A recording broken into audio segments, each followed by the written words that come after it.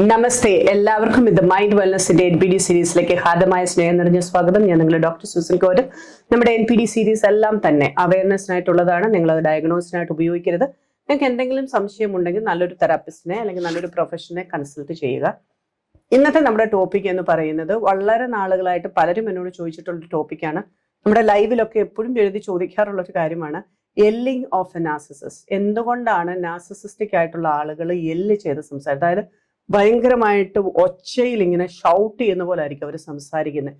നമുക്കറിയാം നാർസിസം എന്ന് പറയുന്നത്, പലപ്പോഴും നമ്മൾ ഈ നാർസിസിസ്റ്റുകൾ എന്ന് പറയുമ്പോൾ എല്ലാവർക്കും നാർസിസം ഇല്ലേ എന്നൊക്കെ എല്ലാവരും ചോദിക്കും. പക്ഷെ നാർസിസിസ്റ്റിക് പേഴ്സണാലിറ്റി ഡിസോർഡർ, അതായത് ഒരു ഡിഫക്റ്റീവ് നാർസിസത്തിനെയാണ് നമ്മൾ നാർസിസം ഉള്ള ആളുകൾ എന്ന് പറയുന്നത്. ഒരു ഡിസ്ഫങ്ഷനിങ് നാർസിസം, അല്ലെങ്കിൽ അവർക്കൊരു അതൊരു ഡിസോർഡർ എന്ന രീതിയിലേക്ക് മാറുന്നു. നമുക്ക് ഹൈ ഫങ്ഷനിങ് നാർസിസം ഉണ്ട്, which is a very good narcissism which helps you to നമുക്ക് നല്ല രീതിയിൽ വളർന്നു വരാനും ഡെവലപ്പ് ചെയ്തു വരാനും പ്രോഗ്രസീവ് ചെയ്തു വരാനും നമ്മളെ ഹെൽപ്പ് ചെയ്യുന്ന ഒരു നാർസിസമാണത്. പക്ഷെ ഈ ഡിഫക്റ്റീവ് അതായത് അല്ലെങ്കിൽ ഡിസ്ഫങ്ഷനിങ് ആയിട്ടുള്ള ഇതുപോലുള്ള ഒരു നാർസിസത്തിൽ, ഈ ഡിസോർഡർ ഉള്ള നാർസിസത്തിൽ most of the narcissism covert അല്ല, ഓവേർട്ട് ആയിട്ടുള്ളവരാണ് മോസ്റ്റ്ലി അത് ചെയ്യുന്നത്.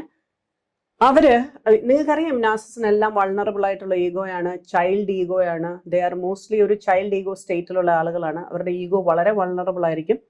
അപ്പോൾ അവർക്ക് പെട്ടെന്ന് മുറിവേക്കുന്ന ഒരു ഈഗോയാണ്. അപ്പോൾ അവർക്ക് തന്നെ ഒരു ടെൻഷൻ ഉണ്ട്. അത് പ്രൊട്ടക്ട് ചെയ്യാൻ വേണ്ടിയിട്ട് അവർ എന്തും ചെയ്യും. അവർക്ക് വലിഡേഷൻ വേണം, അവർക്ക് അപ്രീസിയേഷൻ വേണം, അവർക്ക് റിജക്ഷന് ഫിയർ ഉണ്ട്, അങ്ങനെ അബാൻഡൻമെന്റ് ഫിയർ കാണും. പല രീതിയിലുള്ള ഫിയറുകളുമായിട്ടൊക്കെ ആയിരിക്കും നമുക്ക് പലപ്പോഴും നാർസിസിനെ നമ്മൾ കാണുന്നത്. അപ്പോൾ ഒരു നാർസിസിസ്റ്റ് എന്തുകൊണ്ടാണ് യെല്ലിയ എന്ന് പറഞ്ഞാൽ അവർ ആദ്യത്തെ സംസാരം, നമ്മളിപ്പോ ഒരു കാര്യം ചെയ്യണം, അതിങ്ങോട്ടൊന്ന് എടുക്കോ, ഇങ്ങനെയായിരിക്കും അവർ ആ ഒരു കാര്യം, അതൊന്നിങ്ങെടുത്ത് തരുമോ എന്നവർക്ക് ചോദിക്കാൻ പറ്റത്തില്ല. അതൊന്നിങ്ങെടുത്ത് ഇങ്ങനെയായിരിക്കും അവർ യെല്ല് ചെയ്യുക. അതല്ലെങ്കിൽ നമ്മളോട് ഇപ്പൊ എന്തെങ്കിലും ഒരു കാര്യം പറയണമെങ്കിൽ നമുക്ക് ഈ മേശപ്പുറം എല്ലാം കുറച്ച് ഇതായിട്ട് കിടക്കുന്നല്ലോ, അത് നടുക്കി പറക്കി വെച്ചു, ഈ മേശപ്പുറം എന്താ ഇതിങ്ങനെ കിടക്കുന്നത്, ഇത് നടുക്കി പറക്കി വെച്ചു, ഇങ്ങനെയുള്ള ആ ഒരു ഭയങ്കര സ്ക്രീമിങ് ആയിട്ടുള്ള ഒച്ചയിലായിരിക്കും അവര് നമ്മളോട് സാധാ സംസാരിക്കുമ്പോൾ പോലും ആ ഒരു ലെവലിലായിരിക്കും അവർ സംസാരിക്കുക. അത് എന്തുകൊണ്ടാന്ന് ചോദിച്ചു കഴിഞ്ഞാൽ നാർസിസത്തിന് അവരുടെ കൺട്രോൾ പോകുന്നത് ഭയങ്കര ബുദ്ധിമുട്ടുള്ള കാര്യമാണ്. മറ്റുള്ളവരുടെ മുകളിലുള്ള കൺട്രോൾ, ആ കൺട്രോൾ ഉണ്ടെങ്കിലേ അവർക്ക് നമ്മളെ അവരുടെ കീഴിലായിട്ട് നിർത്താനായിട്ട് പറ്റത്തുള്ളൂ. അപ്പൊ ആളുകൾ അവരെ എന്തെങ്കിലും രീതിയിൽ അവരോട് തിരിച്ച് അറ്റാക്ക് ചെയ്യുന്ന രീതിയിലോ അല്ലെങ്കിൽ തിരിച്ച് ഒന്ന് ആർഗ്യുമെന്റിലേക്ക് വരുന്നൊന്നും അവർക്ക് പറ്റത്തില്ല. അപ്പൊ നമ്മളെ കൺട്രോളിൽ വെക്കാൻ വേണ്ടിയിട്ടും അതുപോലെ തന്നെ അവരുടെ ഡോമിനൻസ്, ഞാനാണ് നിങ്ങളുടെ മുകളിൽ എന്നുള്ള ആ കൺട്രോളിങ് ആൻഡ് ഡോമിനൻസിന് വേണ്ടിയിട്ടാണ് കൂടുതൽ അത് അങ്ങനെ യെല്ലിങ്ങിലേക്ക് പോകുന്നത്. അതുപോലെ അവർക്ക് നല്ല അരഗൻസ് കാണും, അഗ്രസീവ് ആയിരിക്കും അവരുടെ. അപ്പൊ നമുക്കറിയാം, നമ്മൾ സാധാരണ നമ്മുടെ ട്രാൻസാക്ഷൻസിൽ അല്ലെങ്കിൽ നമ്മുടെ കമ്മ്യൂണിക്കേഷനിൽ നമ്മൾ കാണാറുള്ളതാണ് അഗ്രസീവ്, പാസീവ് അഗ്രസീവ്, അസേർട്ടീവ്, അങ്ങനെയുള്ള ടൈപ്സ് ഓഫ് കമ്മ്യൂണിക്കേഷൻ്റെ ഇതിനകത്ത് വരുന്നതിനകത്ത് ഇവർ പലപ്പോഴും അഗ്രസീവ് ആയിരിക്കും, നല്ല അഗ്രസീവ് ആയിരിക്കും. ആ രീതിയിലായിരിക്കും അവർക്ക് ഇത് വരുന്നത്. ഇത് എന്തുകൊണ്ടെന്ന് ചോദിച്ചു കഴിഞ്ഞാൽ നമുക്ക് എപ്പോഴും സൗണ്ട് എന്ന് പറയുന്ന ഒരു ഫിയർ ഉണ്ടാക്കും. പെട്ടെന്ന് നമ്മളിങ്ങനെ സ്റ്റാർട്ട് ചെയ്യും. നമ്മളിപ്പം ഈ പട്ടാളത്തിലൊക്കെ കണ്ടിട്ട് പെട്ടെന്ന് ഒരു അലേർട്ട് കൊടുക്കാൻ വേണ്ടിയിട്ട് നല്ല സൗണ്ടിലാണ് അവിടെയൊക്കെ നമ്മൾ സംസാരിക്കുക. അതുപോലെ തന്നെ എവിടെയും നമ്മളെ ഒന്ന് അറ്റൻഷൻ നമുക്ക് ഇതാക്കാൻ വേണ്ടിയിട്ട് പെട്ടെന്നൊരു സൗണ്ട് ആയിരിക്കും വരും. സൗണ്ട് ഇങ്ങനെ കേട്ട് കഴിയുമ്പോൾ നമ്മൾ ഒന്ന് ഞടുങ്ങും. നമുക്ക് പെട്ടെന്ന് നമ്മൾ അലേർട്ടാകും, നമ്മൾ പെട്ടെന്ന് നമ്മുടെ അറ്റൻഷൻ വരും. അത് പ്രത്യേകിച്ച് നമ്മളോട് കുറച്ച് അബ്യൂസീവായിട്ട് പെരുമാറുന്ന ഒരാളിൽ നിന്ന് സൗണ്ട് കേൾക്കുമ്പോൾ പെട്ടെന്ന് നമ്മൾ പേടിച്ചിട്ട് നമ്മളുടെ സിസ്റ്റം കംപ്ലീറ്റ്ലി ഒന്ന് ഫ്രോസൺ ആവും. നമ്മൾ പറയത്തില്ലേ ഫ്രോസൺ വിത്ത് ഫിയർ എന്നുള്ള പറയുന്ന പോലെ ഒന്ന് ഷട്ട് ഡൗൺ ആവും. എന്നിട്ട് നമ്മൾ പെട്ടെന്ന് ആ യൂതെന്താ ഒച്ച എടുക്കുന്നത്, പെട്ടെന്ന് നമ്മൾ അയാൾ പറയുന്ന കാര്യത്തിലേക്ക് അറ്റൻഷൻ കൊടുക്കും. അവിടെ നമ്മൾ എന്തെങ്കിലുമൊക്കെ ചെയ്യാനായിട്ട് അല്ലെങ്കിൽ അവർ പറയുന്ന രീതിക്ക് ചെല്ലാനായിട്ട് നമ്മുടെ പെട്ടെന്ന് മൈൻഡ് അതിലേക്ക് സറണ്ടർ ആവും, പേടിച്ചിട്ട് സറണ്ടർ ആവും. ഈ ഒച്ച കേൾക്കുമ്പോൾ നമുക്ക് പെട്ടെന്ന് നമ്മൾ എവിടെ നിന്നാണെങ്കിലും നമ്മൾ പെട്ടെന്ന് ഒന്ന് ശ്രദ്ധിക്കും, ഇല്ലേ, ഒച്ച കേൾക്കുമ്പോൾ. അപ്പം അവർക്ക് അവരിലേക്കുള്ള അറ്റൻഷൻ കറക്റ്റായിട്ട് വേണം. അതുപോലെ തന്നെ അവരുടെ ഡോമിനൻസും അവരുടെ കൺട്രോളും എല്ലാം നമ്മുടെ മുകളിൽ എക്സസൈസ് ചെയ്യാൻ വേണ്ടിയിട്ടാണ്. അവർ അറിഞ്ഞുകൊണ്ടാണോ എന്ന് ചോദിച്ചു കഴിഞ്ഞാൽ അറിഞ്ഞുകൊണ്ടല്ല, അവർക്ക് അങ്ങനെ സംസാരിക്കാൻ വരത്തുള്ളൂ.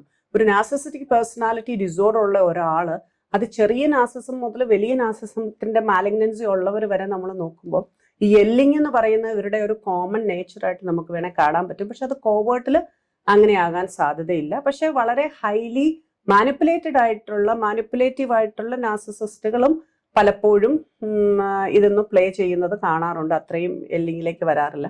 പക്ഷെ മോസ്റ്റ് ഓഫ് ദ കേസസിൽ നമുക്ക് നാർസിസിസ്റ്റ് ഇങ്ങനെ യെല്ല് ചെയ്യുന്നത് നിങ്ങളെ കൺട്രോളിൽ വരാണ്, പെട്ടെന്ന് നിങ്ങളിലേക്ക് ഒരു പേടി പോലെ ഉണ്ടാക്കി be ready you know to my command. ഞാനൊരു കമാൻഡ് ഇങ്ങനെ പറയുമ്പോഴത്തേനും ആ കമാൻഡിനനുസരിച്ച് നീ റെഡി ആയിരിക്കണം, ബി റെഡി ഫോർ ആക്ഷൻ എന്നുള്ള രീതിയിലേക്ക് നമ്മളെ പെട്ടെന്ന് അവരുടെ ഇതിലേക്ക് കൊണ്ടുവരാനും അവരോട് പെട്ടെന്ന് നമ്മൾ അറ്റൻഷൻ കൊടുക്കണം. നമ്മൾ വേറെ പല കാര്യത്തിലായിരിക്കും, അപ്പൊ നമ്മൾ പെട്ടെന്ന് നമുക്ക് അവർ എല്ലാം ഇട്ടിട്ട് നമുക്ക് അവരുടെ അറ്റൻഷൻ കൊടുത്തിട്ട് അവരാണ് important, they are the most important people എന്നുള്ള രീതിയിലേക്ക് അത് കൊടുക്കാനും ഒക്കെ വേണ്ടിയിട്ടാണ്. പിന്നെ അവരുടെ ആങ്കറും അവരുടെ ഫ്രസ്ട്രേഷൻസും അവരുടെ ഇറിറ്റേഷൻസും അത് നമ്മൾ സാധാരണ ആൾക്കാരൊക്കെ ചിലപ്പോൾ നമ്മൾ ദേഷ്യം വന്നു കഴിഞ്ഞാൽ നമ്മളൊക്കെ എല്ല് ചെയ്യും. പക്ഷെ ഇവരങ്ങനെയല്ല, ഇവരുടെ ഒരു ബേസിക് നേച്ചറായിട്ട് നമുക്ക് വേണേൽ കാണാൻ പറ്റും ഈ എല്ലിങ് എന്ന് പറയുന്നത്. അത് പെട്ടെന്ന് നിങ്ങൾ എവിടെയാണെങ്കിലും എനിക്കാണ് ഇമ്പോർട്ടൻസ് തരേണ്ടത്, ഞാനാണ് ഇവിടുത്തെ ആൾ, എനിക്കാണ് ഡോമിനൻസ്, എന്ത് കാര്യവും വിട്ടിട്ട് ഞാൻ പറയുന്നതിലേക്ക് അറ്റൻഷൻ വരണം, ഞാൻ പറയുന്നതിലേക്ക് ചെയ്യണം എന്നുള്ള രീതിയിലേക്ക് വരുന്ന ഒരു ആറ്റിറ്റ്യൂഡ് ഇവർക്ക് ഉള്ളത് കൊണ്ടാണ് മോസ്റ്റ്ലി ഇവരിങ്ങനെ അങ്ങനെ ഒരു എല്ല് ചെയ്യുന്നത്. അപ്പൊ നമ്മൾ ഓർക്കും ഈ എല്ല് ചെയ്യുമ്പോൾ തന്നെ നമ്മളിപ്പോൾ എന്ത് ചെയ്യണം, നമ്മൾ ചിലപ്പോൾ റിയാക്റ്റീവ് അബ്യൂസ് പോലെ കുറെ നേരം കേട്ട് കഴിയുമ്പോൾ നമുക്കിത് നിർത്താൻ വേണ്ടി നമ്മളും തിരിച്ച് എല്ല് ചെയ്യാൻ തുടങ്ങും. നമുക്ക് എപ്പോഴും അങ്ങനെയല്ലേ, നമ്മളൊരു മിററിങ് ചെയ്യുന്ന ആൾക്കാരാണ് നമ്മൾ. കാരണം അയാൾ ചെയ്യുന്ന കാര്യത്തിൽ തന്നെ നമ്മളും ചിലപ്പോൾ അതുപോലെ തന്നെ കോപ്പി ചെയ്യാനായിട്ടുള്ള സാധ്യതയുണ്ട്. അപ്പം ഇങ്ങോട്ട് എത്ര ഭയങ്കരമായ ശബ്ദത്തിൽ സംസാരിക്കുന്നു, ചിലപ്പോൾ നമ്മളും അതനുസരിച്ച് ശരി സംസാരിക്കാൻ തുടങ്ങും.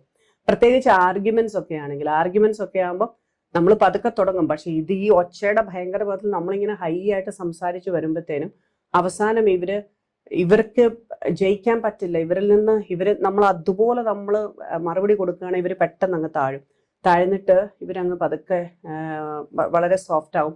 എന്നിട്ട് പറയും നമ്മളാണ് ഷൗട്ട് ചെയ്ത്, നമ്മളാണ് പ്രശ്നക്കാർ, നമ്മളാണ് പ്രശ്നം ഉണ്ടാകുന്നത്, ഞാനൊരു പാവം, ഞാൻ അങ്ങനെയൊന്നും ഇതാക്കിയിട്ടില്ല, കണ്ടില്ലേ എന്ന് പറഞ്ഞിട്ട് നമുക്ക് തിരിഞ്ഞു വരും. ഇത് വാദിപ്രതിയാകുന്ന ഒരവസ്ഥയിലേക്ക് ഇത് വരാറുണ്ട്. അപ്പൊ അതുകൊണ്ട് തന്നെ എല്ലിങ്ങോ അല്ലെങ്കിൽ തിരിച്ച് ഷൗട്ട് ചെയ്യുന്നതോ തിരിച്ച് റിയാക്റ്റീവ് അബ്യൂസ് ചെയ്യുന്നതോ ഒന്നും വലിയ ഇതായിട്ടുള്ള കാര്യമല്ല. അതിന് കുറച്ച് പോസ് ചെയ്യുക. പെട്ടെന്ന് അവർ എല്ല് ചെയ്ത് ഇങ്ങനെ വരുമ്പോഴത്തേനും നമുക്കറിയാലോ ഇവർ എല്ലിങ് ഉള്ളതാണ് എന്നുള്ളത്. ഒന്ന് ഹോൾഡ് ചെയ്യുക. നമ്മൾ പറയത്തില്ലേ, നമ്മൾ stop think before you act എന്നുള്ള രീതിയിൽ കുറച്ചൊന്ന് സ്റ്റോപ്പ് ചെയ്യുക, ഒന്ന് പോസ് ചെയ്യുക. പിന്നെ അതേ നാണയത്തിൽ തിരിച്ചു കൊടുക്കാതെ നമുക്ക് നമ്മുടേതായ രീതിയിൽ ഒന്ന് ഡീപ്പ് ബ്രീത്തിങ് ഒക്കെ എടുത്തിട്ട് നമ്മൾ ഓക്കെ എന്താണോ അവർ ചോദിച്ച് അതിന് മറുപടി കൊടുക്കുക. അല്ല നിങ്ങൾ എന്തിനാ ഇങ്ങനെ എല്ല് ചെയ്യുന്നത്, നിങ്ങൾക്ക് ഇത് അങ്ങനെയൊന്നും പറഞ്ഞിട്ടൊന്നും വലിയ കാര്യമൊന്നുമില്ല. കാരണം അവരങ്ങനെയാണ്, അവരുടെ ഒരു സിസ്റ്റത്തിൽ അവർ വെച്ചിരിക്കുന്നത് അങ്ങനെയാണ്. അത് ഈ ഡോമിനൻസും കൺട്രോളും കൊണ്ടുവരാൻ വേണ്ടിയിട്ട് തന്നെയാണ്. പിന്നെ നമുക്കറിയാം ഒരു ഇമ്മച്വർ ഈഗോയാണ്, വൾണറബിൾ ആണ്, ഫിയർ ഒക്കെ ഭയങ്കരമായിട്ടുള്ള ആളുകളാണ്. അപ്പോൾ അവിടെ നമ്മൾക്ക് ചെയ്യാൻ പറ്റുന്നത് നമ്മൾ അതനുസരിച്ച് തന്നെ ഇത് കൊടുക്കാതെ ഒന്ന് എന്താണോ അവർ ചോദിക്കുന്നത് അതിന് മറുപടി കൊടുക്കുക.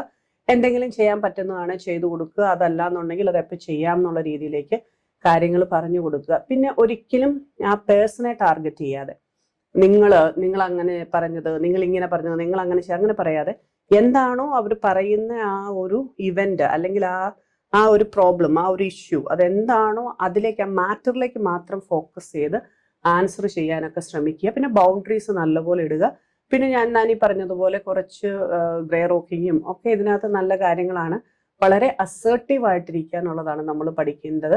കാരണം നമ്മൾ ഇമോഷണലി ഓവർവെൽംഡ് ആകത്തുമില്ല, ഇമോഷണലി നമ്മൾ പാസീവ് ആകത്തുമില്ല. We balance our emotions and we properly communicate what we want to communicate. അങ്ങനെയുള്ള രീതിയിലേക്ക് ഹാൻഡിൽ ചെയ്യുന്നതായിരിക്കും എപ്പോഴും നല്ലത്. അതല്ലാതെ രണ്ടുപേരും കൂടെ ബഹളം വെച്ചിട്ട് യാതൊരു കാര്യവും അവിടെ നടക്കാനായിട്ട് പോകുന്നില്ല. പക്ഷെ നമ്മുടെ ഡിസിഷൻസും നമ്മുടെ കാര്യങ്ങളും വളരെ അസർട്ടീവായിട്ട് കമ്മ്യൂണിക്കേറ്റ് ചെയ്യുകയും ചെയ്യേണ്ടത് അത്യാവശ്യമാണ്. അതല്ല എന്നുണ്ടെങ്കിൽ ഇവർ ആ ഡോമിനൻസും ഇതും വെച്ചിട്ട് അവരങ്ങനെ കയറിപ്പോവും. നമുക്കിത് വീണ്ടും വീണ്ടും വീണ്ടും ഇഷ്യൂസിലേക്ക് വരാനുള്ള സാധ്യത വളരെ കൂടുതലാണ്.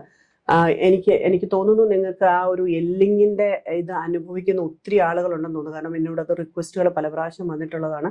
അപ്പം ഈ രീതിയിലാണ് ഇവരെ ഹാൻഡിൽ ചെയ്യേണ്ടത്. എല്ലിങ് അവർ ചെയ്യാതിരിക്കില്ല.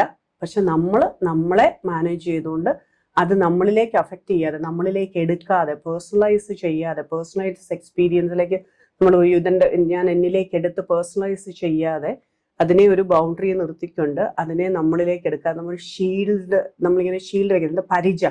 പരിച പോലൊരു സാധനം നമ്മളിലുണ്ട് എന്നുള്ള രീതിയിൽ അതിനെ തട്ടി നിർത്തിക്കൊണ്ട് നമ്മൾ അവരെ ഡീൽ ചെയ്യുക എന്നുള്ളതാണ് ഏറ്റവും നല്ലതായിട്ടുള്ള കാര്യം. നമുക്കറിയാം നാർസിസിസ്റ്റ് ഇങ്ങനെ അബ്യൂസ് ചെയ്യുന്നവരാണ്. നമ്മൾ എപ്പോഴും ചിന്തിക്കേണ്ട I won't give abuse, I won't take abuse, I won't self abuse എന്നുള്ള കാര്യം എപ്പോഴും മനസ്സിലുണ്ടായിരിക്കണം. നമുക്ക് എല്ലാവർക്കും തന്നെ നല്ല പീസ്ഫുൾ ആയിട്ട് ഹാപ്പി ആയിട്ടും പ്രോഗ്രസീവായിട്ടും ജീവിക്കാനുള്ള അവകാശം കൊണ്ടാണ്. ദൈവം നമ്മെ എല്ലാം അനുഗ്രഹിക്കട്ടെ.